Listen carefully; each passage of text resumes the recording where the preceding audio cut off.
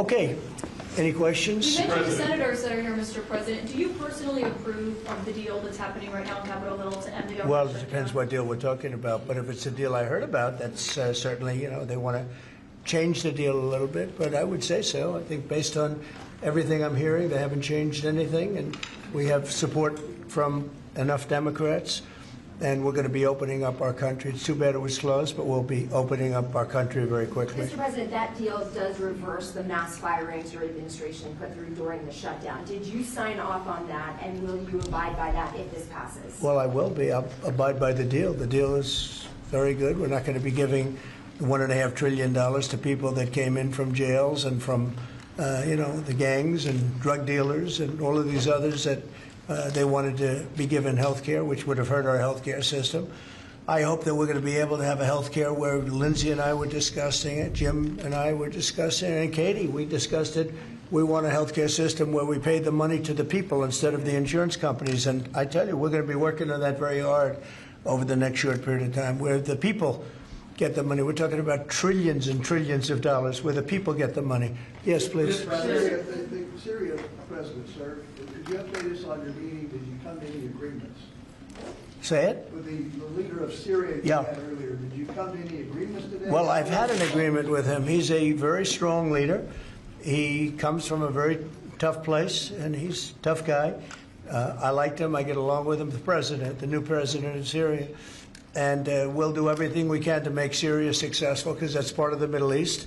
We have peace now in the Middle East, first time that anyone can remember that ever happening. And,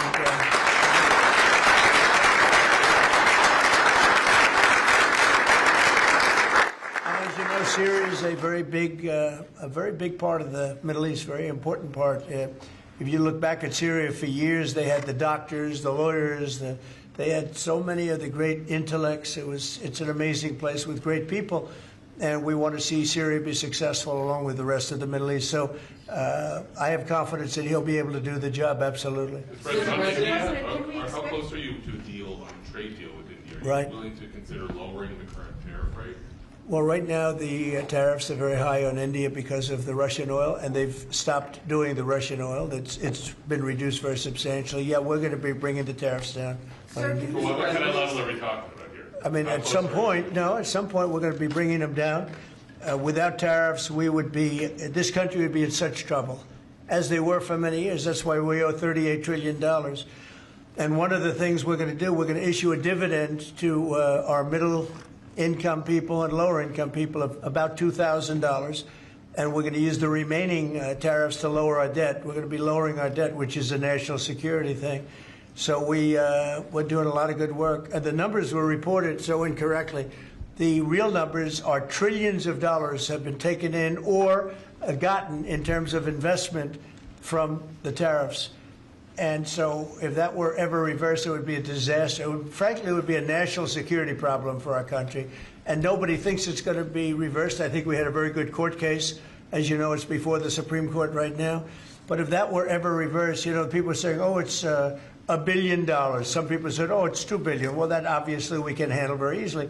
But this is trillions of dollars we're talking about in terms of the tariff income and all the investment income that's come into our country. We have more than, I would say right now, more than $18 trillion. The biggest number ever is a tiny fraction of that for any country. China, the United States, the biggest number ever. If you look at the past administration, Biden, he did less than $1 trillion in 4 years.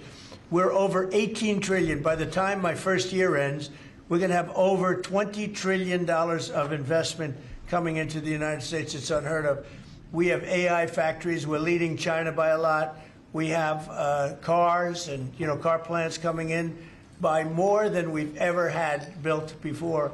All of that would go away if we lose the tariff case. So all of it would go away. So they're not giving the right numbers. It would be an economic disaster. It would be a national security disaster if we lost the case in the Supreme Court. Daniel? President, back to that tariff Yes. rebate. This is an idea that you've been talking about for months. This is going to directly and positively impact millions of Americans. Why was this important for you to do, and when can Americans expect that? So I've been talking about it for a long time, the dividend to people that, have suffered under the Biden administration. So Biden had the highest inflation in history. And we now are at a very low point. We're going to be hitting 1.5% pretty soon. So we're at a low point, and he was a high point. We did that. Food prices are way down. It's all coming down. And the biggest decrease, of course, is energy. And, as goes energy, goes everything else. Because when energy comes down, the oil, the electric, I think you're going to see $2 gasoline or something very close to that. In fact, we're already in the twos. But I think you're going to be seeing very soon $2 gasoline. That's like the equivalent of a massive tax cut. But in addition to that, the great big beautiful bill gives you a very, very big tax cut. And then you have no tax on tips, no tax on Social Security, and no tax on overtime for the middle income and for even, frankly, anybody. But you have no tax, and the no tax on tips has turned out to be a tremendous thing. But when you think no tax on tips, no tax on overtime, and no tax on Social Security for our seniors, it's the great big beautiful bill, which has been mischaracterized. But now people they don't want to talk about it because it's so good, the enemy, because it's so good for everybody. It's the greatest piece of legislation ever passed in the history of our country in terms of size. And hence they call it the big beautiful bill, or the one big beautiful. I call it the great big beautiful bill. It's an amazing bill for the middle class. It's an amazing bill for jobs. We've never passed anything like it. And in my first administration, so we had the greatest economy. Everything was good, but we're really outdoing it this time because we have investments coming in largely because of tariffs.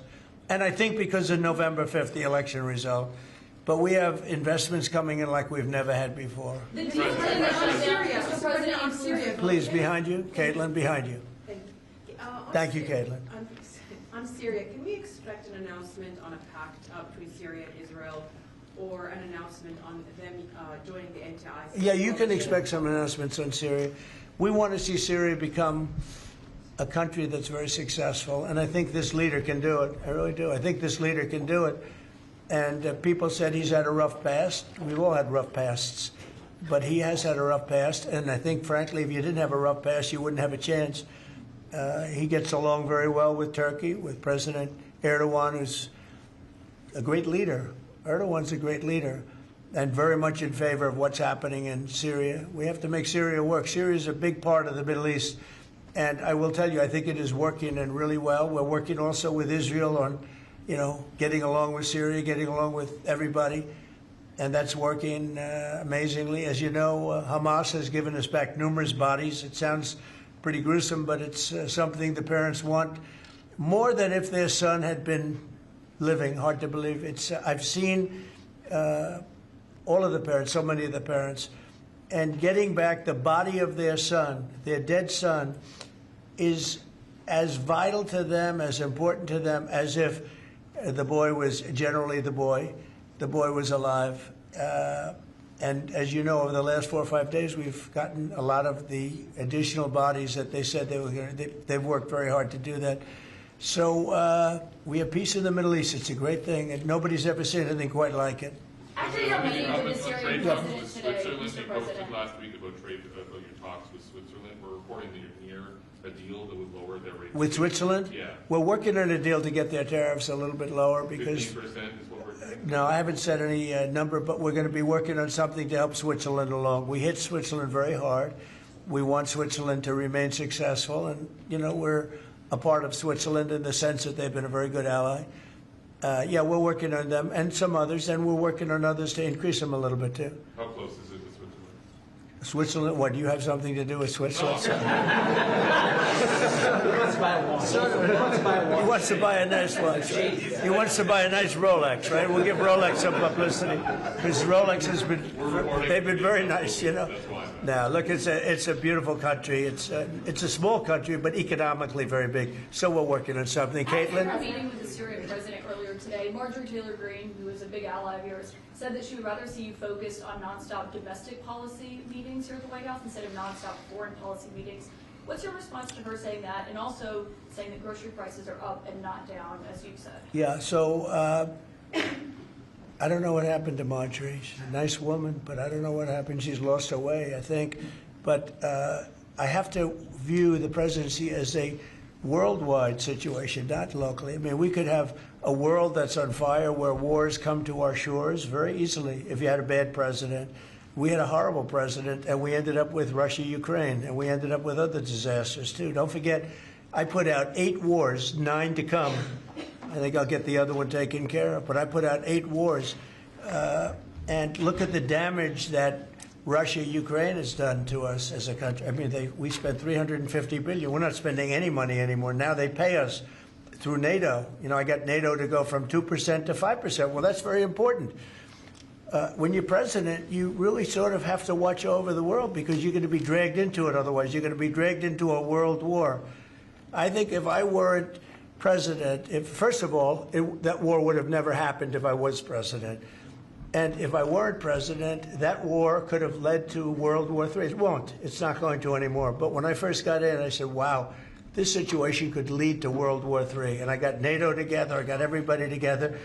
But with all of that, I passed a great, big, beautiful bill, which is the biggest tax cuts in the history of our country. So when somebody like Marjorie Taylor Greene, who's now catering to the other side, I don't know what, I guess she's, got some kind of an act going, but I'm surprised at her. But when somebody like Marjorie goes over and starts making statements like that, it shows she doesn't know. I don't devote a lot of my time. Let me give you another example. China. China was going to hit us with rare earth. Now, everybody says, oh, what does that mean? Magnets. If China refused to give magnets, because they have a monopoly on magnets, because they were allowed to happen over a 32-year period, there wouldn't be a car made in the entire world. There wouldn't be a radio. There wouldn't be a television. There wouldn't be internet. There wouldn't be anything because magnets are such a part. Now, nobody knows what magnets are. And not overly sophisticated, but to build a magnet system would take 2 years. So if I weren't able to say to China, look, if you're going to do that to us, we're going to charge you 158% tariff. It was 100% on top of 58%. And China called up immediately and said, we will make peace. And we made peace. We made a great deal. We made an unbelievable deal. China's paying tariffs to the United States, not the United States paying tariffs to China, which has always been the way it was. Nobody can believe these deals. But so when somebody makes a statement about he's devoting time to the world, well, the world is the United States, because if the world's in trouble or if the world is ripping us off, the world was ripping us off before I came here. Europe was getting massive tariffs. They were sending us 9-10 million cars a year. We were sending them none. They were not taking our agriculture. We were taking massive amounts of their. It was so unfair. Now we have a deal where $950 billion is coming into the United States because of me and because of tariffs. So if I don't do all these things, our country is doing very poorly. So, it's easy to say, oh, don't worry about the world. But the world is turning out to be our biggest customer. The world was on fire. And we could have been in that fire very easily if you didn't have a president that knew what he was doing. Can you guarantee to Americans that travel is going to go back to normal once the government... That travel is? Oh, yeah. It'll go better than normal. You know why? When the government reopens. Yeah, sure. It'll be much better than normal because we're buying the most sophisticated avionics and, technology for our control towers. And we didn't have that. We had a guy named Buttigieg. Edge, they say is the best way. Just say 2 edges, like off the edge of a cliff, which is where they were taking us, by the way.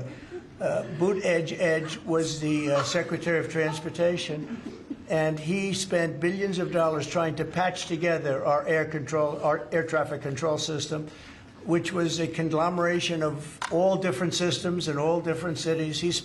They had hundreds of companies working on it. And they were spending billions of dollars. And when they turned it on, it didn't work. It didn't even work a little bit. That's why you had a helicopter crashing into an airplane, that if we had a great system, bells and whistles would have started going off.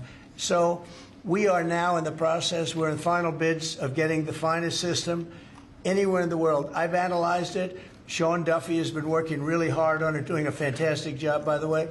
And over the next 2 or 3 weeks, we'll be handing out the finest air traffic control system anywhere in the world. All the towers will be equipped. They were going copper wire into glass wire into other types of wire. And if you knew anything, copper wire doesn't work with glass.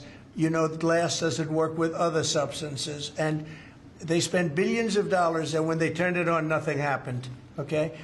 We're getting the most sophisticated, all brand new, all brand new. Every control tower will have the same exact system. It'll be the most sophisticated system by far in the world. And what we've done is we've looked around other countries and we've taken the absolute best systems in every different form, because there are different. You have lots of different companies like IBM and Raytheon and a lot of great companies. They're all bidding, and we're going to pick the best one, and it'll get built relatively quickly, and we are going to have the greatest air traffic control system anywhere in the world. Thank you very much, everybody. Thank you. Thank you very much.